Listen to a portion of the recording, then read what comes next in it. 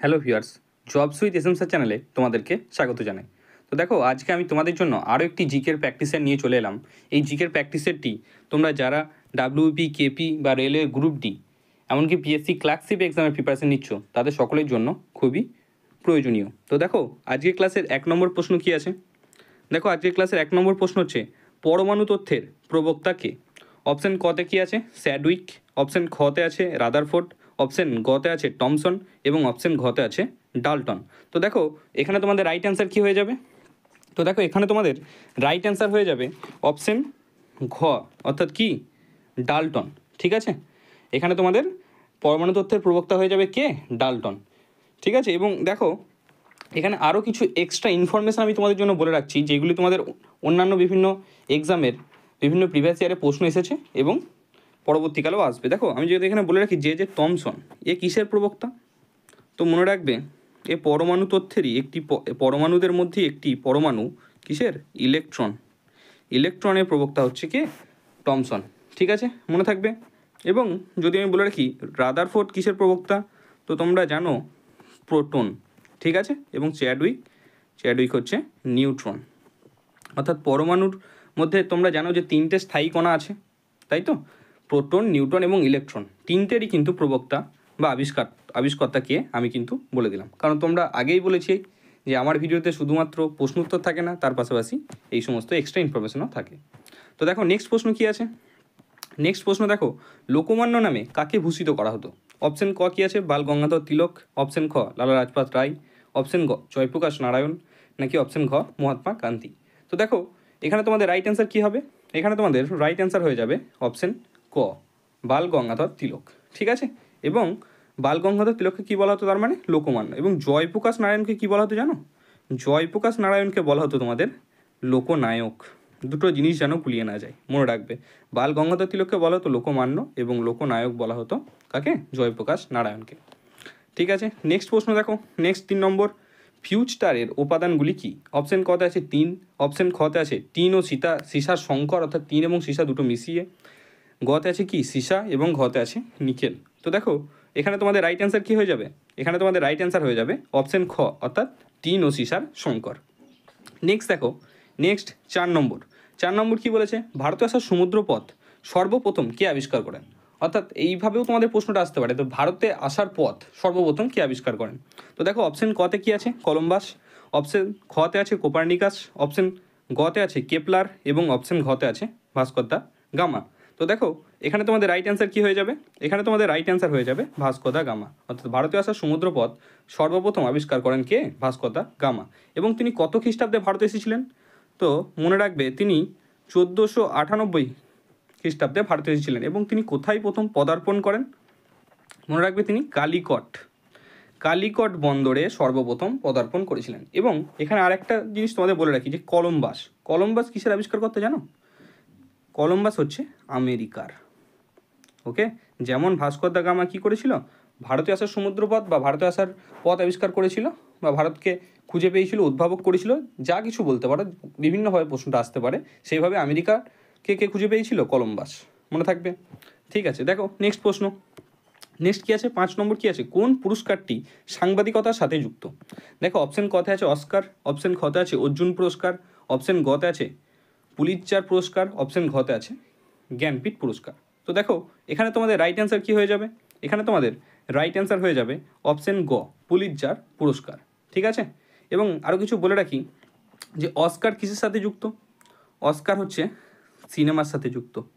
ঠিক আছে, এবং অর্জুন পুরস্কার ক্রিয়া বা খেলাধুলোর সাথে যুক্ত বলতে পারো। এবং জ্ঞানপীঠ পুরস্কার কিসের সাথে যুক্ত? জ্ঞানপীঠ পুরস্কার হচ্ছে সাহিত্যের সাথে যুক্ত। এই জিনিসগুলো কিন্তু তোমরা মনে রাখার চেষ্টা করবে, বা মনে রাখতেই হবে, কারণ এই সমস্ত কোশ্চেনগুলো তোমাদের বিভিন্ন এক্সামে এসেছে। এবং আমি শুধুমাত্র প্রশ্ন অ্যান্সারই তোমাদের সাথে আলোচনা করবো না প্রত্যেকটি ভিডিওতে, তার পাশাপাশি এই সমস্ত আরও ডিটেলস, সমস্ত পয়েন্টের ডিটেলস আলোচনা থাকবে। এটা নামেই প্র্যাকটিস ক্লাস, কিন্তু এক কথায় যারা আমার ভিডিও দেখো তারা জানো আমি প্র্যাকটিস ক্লাস বললেও কিন্তু আসলে করাই ডিটেল ক্লাস। ঠিক আছে, নেক্সট দেখো, নেক্সট 6 নম্বর কী বলেছে? স্টিয়ারিং কমিটির সভাপতি কে ছিলেন? অপশান ক হচ্ছে ডক্টর বি.আর. আম্বেদকর। অপশান খ রাজেন্দ্র প্রসাদ। অপশান গ পণ্ডিত জওহরলাল নেহরু। অপশান ঘ সর্দার বল্লভভাই প্যাটেল। তো দেখো, এখানে রাইট অ্যান্সার কী হয়ে যাবে? এটা তোমরা অনেকেই জানো, এখানে রাইট অ্যান্সার হয়ে যাবে অপশন খ রাজেন্দ্র প্রসাদ। ঠিক আছে, এবং রাজেন্দ্র প্রসাদ কিসের সভাপতি তাহলে? Steering committee. এবং যদি তোমরা সকলেই জানো খসড়া কমিটির সভাপতি বলতো, ঠিক আছে, খসড়া কমিটির সভাপতি বললে কী হয়ে যেত? আমাদের ডক্টর বি.আর. আম্বেদকর, যাকে আমরা কি বলে থাকি এক কথায়? সংবিধানের জনক। এটা কিন্তু মাথায় রাখবে, সংবিধানের জনক কাকে বলা হয়? Doctor B.R.. আম্বেদকরকে। নেক্সট প্রশ্ন দেখো, নেক্সট 7 নম্বর প্রশ্ন কি বলেছে? ভারতীয় পেনাল কোড কে রচনা করেন? অপশন ক ডেভিড হেয়ার, অপশন খ মেকলে, অপশন গ উইলিয়াম কেরি এবং অপশন খ লর্ড উইলিয়াম বেন্টিক। তো দেখো এখানে তোমাদের রাইট অ্যান্সার কী হয়ে যাবে? তোমরা অনেকে এখানে ভুল করে লর্ড উইলিয়াম বেন্টিক করেছো, কিন্তু না, আমি প্রশ্নটা কী দিয়েছি দেখো, ভারতীয় পেনাল কোড কে রচনা করেন, কে প্রবর্তন করেন বলিনি কিন্তু। যদি বলে কে রচনা করেন তাহলে অ্যান্সার কী হয়ে যাবে? অপশন খ মেকলে। ঠিক আছে, এবং কে প্রবর্তন করেন তখন হয়ে যাবে লর্ড উইলিয়াম বেন্টিক। কত সালে? 1862 সালে। ঠিক আছে, দুটো প্রশ্ন যেন গুলিয়ে না যায়, একটা হচ্ছে কে রচনা করেন তখন হয়ে যাবে টমাস ব্যাবিংটন মেকলে, এবং কে সেটা কী করেছিল? প্রবর্তন করেছিল, অর্থাৎ ইন্ডিয়ান পেনাল কোড বা আইপিসি তোমরা সকলেই জানো। এই আইপিসির আন্ডারে বিভিন্ন সেকশন আছে যেগুলির ওপর নির্ভর করেই ভারতের বিভিন্ন আইন কানুন তৈরি হয়েছে। ঠিক আছে, এই আইপিসি কিন্তু প্রথম রচনা করেছিল কে? Thomas Babington Macaulay. এবং যদি আসে কে প্রবর্তন করেন তখন হবে লর্ড উইলিয়াম বেন্টিক 1862 সালে। ওকে, নেক্সট দেখো, নেক্সট 8 নম্বর প্রশ্ন কি বলেছে? কততম সংবিধান সংশোধন অনুযায়ী সিকিম পূর্ণাঙ্গ রাজ্যের মর্যাদা পায়? তো দেখো অপশন কতে কি আছে? 42তম, অপশন খতে আছে 21তম, অপশন গতে আছে 36তম, নাকি অপশন ঘতে আছে 44তম। তো দেখো এখানে রাইট অ্যান্সার কী হয়ে যাবে? এখানে রাইট অ্যান্সার হয়ে যাবে অপশন গ 36তম, অর্থাৎ 36তম সংবিধান সংশোধন অনুযায়ী কী করা হয়েছে? আমাদের সিকিমকে পূর্ণাঙ্গ রাজ্যের মর্যাদা দেওয়া হয়েছে। ওকে, নেক্সট প্রশ্ন দেখো, নেক্সট 9 নম্বর কী বলেছে? ভারতের কোন রাজ্যের জনঘনত্ব সবচেয়ে বেশি? অপশন কতে আছে অরুণাচল প্রদেশ, অপশন খতে আছে বিহার, অপশন গতে আছে উত্তরপ্রদেশ এবং অপশন ঘতে আছে সিকিম। তো দেখো এখানে তোমাদের রাইট অ্যান্সার কী হয়ে যাবে? দেখো কোন রাজ্যের জনঘনত্ব সবচেয়ে বেশি বলেছে, তো এখানে অ্যান্সার হয়ে যাবে কি? বিহার। ঠিক আছে, ভারতের মধ্যে বিহারের জনঘনত্ব হচ্ছে সবচেয়ে বেশি। কত? দেখো সেটাও তোমাদের বলে দিচ্ছি। বিহারের জনঘনত্ব হচ্ছে 1102 জন পার বর্গ কিমি। ঠিক আছে, এটা কিন্তু মাথায় রাখবে, 1100 জন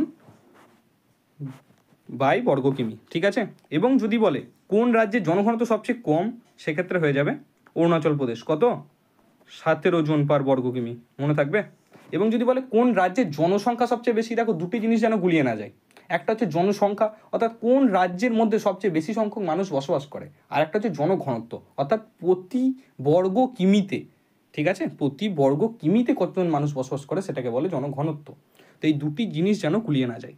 ঠিক আছে, তো আমি বলে এলাম যে জনঘনত্বে প্রথম কোন রাজ্য? বিহার। এবং জনসংখ্যায় উত্তরপ্রদেশ। এবং জনঘনত্বে কম কোন রাজ্য? অরুণাচল প্রদেশ। আর জনসংখ্যায় কম হচ্ছে সিকিম। ঠিক আছে, এইগুলো যেন গুলিয়ে না যায়, তার জন্য বারবার তোমাদের এগুলো রিভিশন করতে হবে। নেক্সট দেখো, নেক্সট 10 নম্বর কী বলেছে? বৈদ্যুতিক বাতির ফিলামেন্ট কিসের তৈরি বা কোন উপাদান দিয়ে তৈরি? দেখো অপশন কতে আছে গ্রাফাইট, অপশন খতে আছে লোহা, অপশন গতে আছে টাংস্টেন, নাকি অপশন ঘতে আছে তামা। তো দেখো এখানে তোমাদের রাইট অ্যান্সার কী হয়ে যাবে? এখানে তোমাদের রাইট অ্যান্সার হয়ে যাবে অপশন গ টাংস্টেন। ঠিক আছে, এই প্রশ্নটা কিন্তু বারবার তোমাদের রেলওয়ে গ্রুপ ডি বলো বা ডাব্লিউপি কেপি সমস্ত এক্সামে এসেছে। নেক্সট দেখো, নেক্সট চুনাপাথর থেকে কোন রূপান্তরিত শিলার সৃষ্টি হয়? অপশন ক গ্রাফাইট, অপশন খ নিস, অপশন গ মার্বেল, নাকি অপশন খ স্লেট। তো দেখো এখানে তোমাদের সঠিক উত্তর বলার আগে একটা জিনিস বলে রাখি, যারা আজকের ভিডিওটি প্রথম দেখছো তারা অবশ্যই আমাদের চ্যানেলটিকে সাবস্ক্রাইব করে পাশে থাকবে, এবং ভিডিওটি অবশ্যই যদি ভালো লাগে থাকে একটা লাইক এবং কমেন্ট করে তোমার বন্ধুদের মাঝে শেয়ার করে দেবে। ঠিক আছে, কারণ আমার ক্লাসে নামেই প্র্যাকটিস ক্লাস, আমি আগেও বলেছি, কিন্তু এটা আসলে কি ডিটেল ক্লাস। ঠিক আছে, তো নেক্সট দেখো এই প্রশ্নের রাইট অ্যান্সার কী হয়ে যাবে? এই প্রশ্নের রাইট অ্যান্সার হয়ে যাবে অপশন গ মার্বেল, অর্থাৎ চুনাপাথর থেকে কোন রূপান্তরিত শিলা সৃষ্টি হয়? চুনাপাথরের রূপান্তরিত শিলার নাম কি?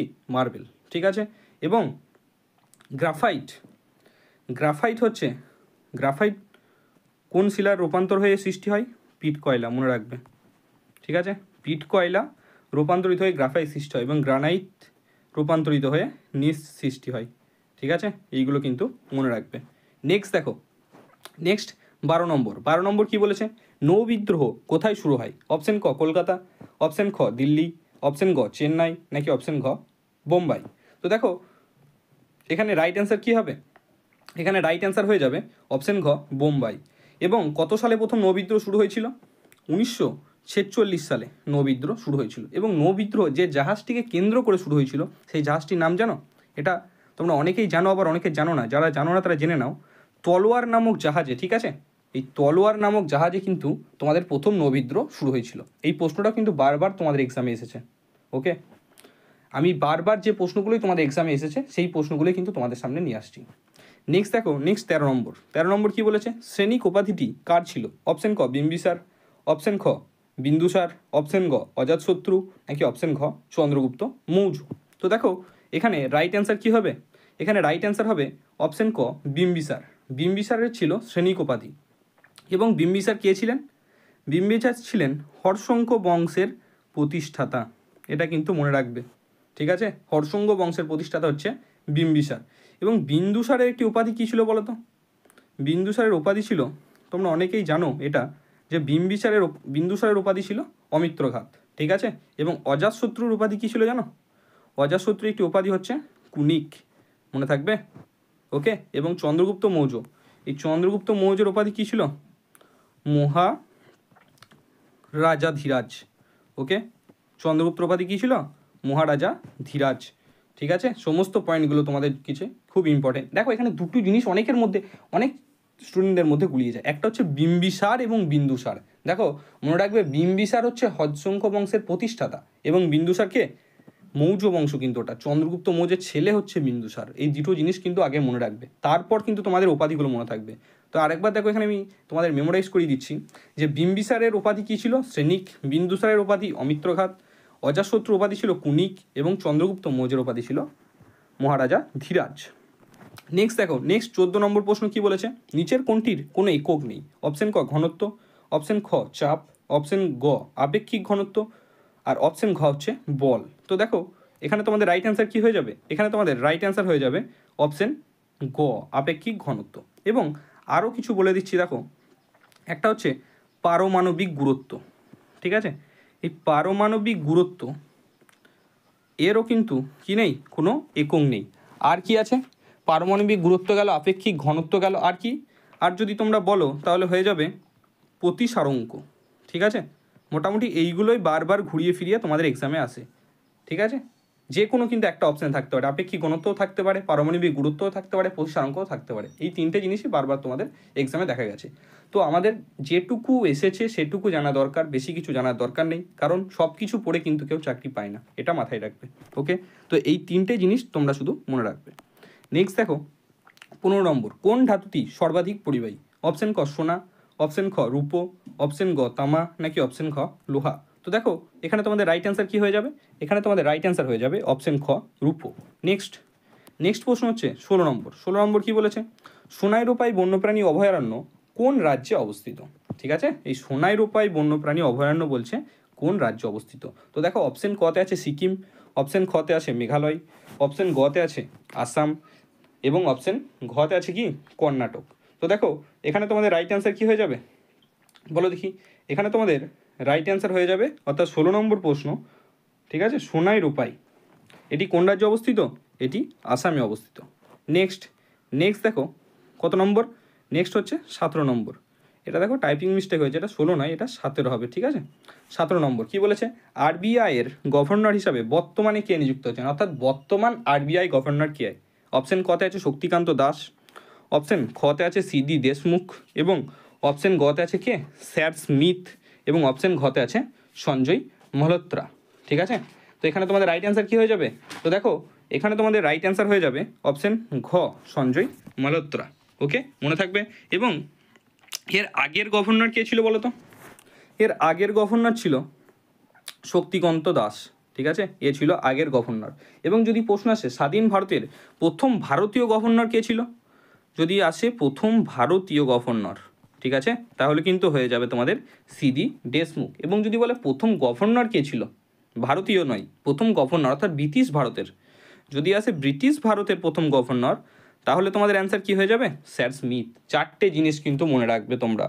দেখো আমি আবার বলে দিচ্ছি, বর্তমান গভর্নর কে আছেন সঞ্জয় মালহোত্রা, এর আগে কে ছিলেন শক্তিকান্ত দাস, ঠিক আছে? যদি আসে ভারতের প্রথম গভর্নর কে ছিল আরবিআইয়ের, তখন হবে সিডি দেশমুখ, এবং যদি আসে ভারতীয় না আসে, শুধু আসে প্রথম আরবিআই গভর্নর কে ছিল, বা আসে ব্রিটিশ ভারতের প্রথম আরবিআই গভর্নর কে ছিল, তখন কিন্তু হয়ে যাবে তোমাদের স্যার স্মিথ।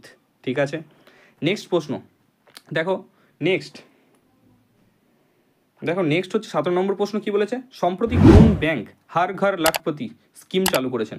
অপশন কতে আছে এইচডিএফসি, অপশন খতে আছে ইউকো ব্যাংক, অপশন গতে আছে এসবিআই, নাকি অপশন ঘতে আছে আইসিসিআই? তো দেখো এখানে তোমাদের রাইট অ্যান্সার কি হয়ে যাবে, এখানে তোমাদের রাইট অ্যান্সার হয়ে যাবে অপশন গ, ঠিক আছে, অর্থাৎ এসবিআই।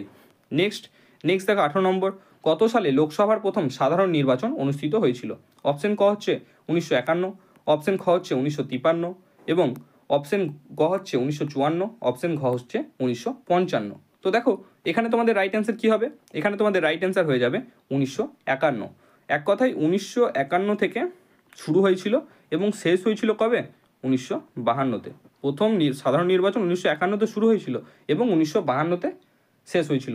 দেখো তোমাদের অনেকে মনে থাকবে যে ফুড এসআই এক্সাম একটা প্রশ্ন এসেছিল, সেখানে কিন্তু অপশনে 1951 দেওয়া ছিল, 1952 দেওয়া ছিল। তো এবার তোমাদের অনেকের মনে প্রশ্ন আসতে পারে তাহলে সেখানে রাইট অ্যান্সার কী হবে? দেখো সেখানে কিন্তু রাইট অ্যান্সার হয়ে যাবে 1951, কারণ নির্বাচনটা শুরু হয়েছিল কখন? 1951-তে। ঠিক আছে, তাই এখানে সেই ক্ষেত্রে তোমাদের 1951 রাইট অ্যান্সার হবে। নেক্সট দেখো কি বলেছে 19 নম্বর, মানব শরীরের কোন অংশে গ্লাইকোজেন জমা থাকে? অপশন ক ত্বক, অপশন খ মস্তিষ্ক, অপশন গ যকৃৎ, নাকি অপশন ঘ পেশি? তো দেখো এখানে তোমাদের রাইট অ্যান্সার কী হয়ে যাবে, এখানে তোমাদের রাইট অ্যান্সার হয়ে যাবে অপশন গ যকৃৎ। নেক্সট দেখো 20 নম্বর কি বলেছে, দুধের বিশুদ্ধতা পরিমাপ করা হয় কোন যন্ত্রের সাহায্যে? অপশন ক হাইগ্রোমিটার, অপশন খ ব্যারোমিটার, অপশন গ হাইড্রোমিটার, নাকি অপশন ঘ ল্যাক্টোমিটার? তো দেখো এখানে তোমাদের রাইট অ্যান্সার কী হয়ে যাবে, এখানে তোমাদের রাইট অ্যান্সার হয়ে যাবে অপশন ঘ ল্যাক্টোমিটার। ঠিক আছে, এবং হাইগ্রোমিটারের সাহায্যে কী মাপা হয়? হাইগ্রোমিটারের সাহায্যে বায়ুর আর্দ্রতা মাপা হয়। ঠিক আছে, এবং বায়ুর চাপ মাপার যন্ত্রের নাম কি? ব্যারোমিটার। এইগুলোও কিন্তু মনে রাখবে। তো আজকের ভিডিওটি এই পর্যন্তই, ততক্ষণ সকলে ভালো থাকবে, সুস্থ থাকবে। ধন্যবাদ, দেখা হচ্ছে আবার একটি পরের ভিডিওতে।